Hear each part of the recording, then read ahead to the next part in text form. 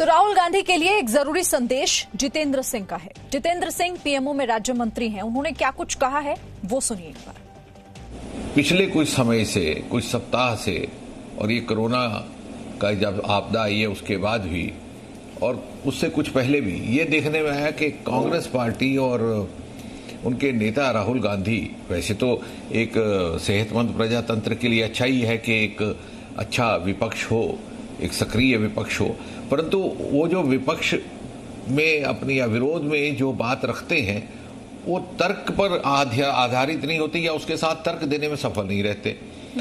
अब यदि ये विषय है एलएसी का, क्योंकि मैं इसकी निटी ग्रिटी में नहीं जाना चाहता क्योंकि वो मेरे मैंडेट से बाहर हो जाएगा, रक्षा मंत्रालय, विदेश मंत्रालय उस पर अपनी बात रखेंगे उचित समय पर, लेकिन ये एलएसी का जो विषय है ये आज का विषय नहीं है, ये उस जमाने का विषय है जबकि इनके पड़नाना प्रधानमंत्री हुआ करते थे। ये मैकमोहन लाइन तब की लेगेसी है।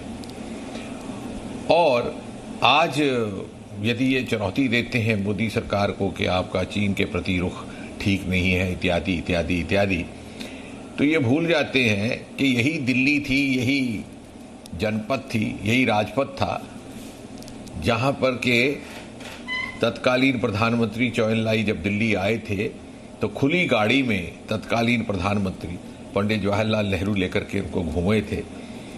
दोनों तरफ लोगों ने कतारें लगाई थी, फूल बरसाए थे, हिंदी चीनी भाई भाई के नारे लगाए थे।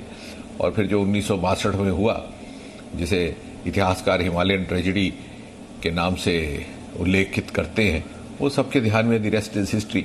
तो कहने का तात्पर्य ये कि जहां पर देश हित की बात हो, देश की सुरक्षा की बात हो, अंतर्राष्ट्रीय स्तर पर हमारे रिश्तों की बात हो, वहां पर इस प्रकार से तर्कहीन विरोध करना किसी जिम्मेवार पार्टी को शोभा नहीं देता।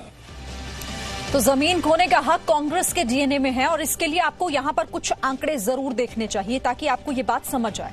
ये आंकड़े नेहरू काल में भारत की जमीन पर अवैध कब्जे से जुड़े हुए हैं। साल 1948 में कश्मीर में पाकिस्तान ने 78,000 स्क्वायर किलोमीटर क्षेत्र पर अवैध कब्जा कर लिया। ये 1948 की बात है और इसके लिए तत्कालीन प्रधानमंत्री जवाहरलाल नेहरू जिम्मेदार थे। साल 1962 में लद्दाख में चीन ने 38,000 स्क्वायर किलोमीटर क्षेत्र पर अवैध कब्जा कर लिया। 1962 में चीन के अवैध कब्जे के लिए भी जवाहरलाल नेहरू को ही जिम्मेदार माना जाता है। लेकिन राहुल गांधी ने नेहरू की गलती पर कभी एक शब्द नहीं कहा और अब नेहरू की गलती के लिए वो मोदी सरकार को निशाना बना रहे हैं।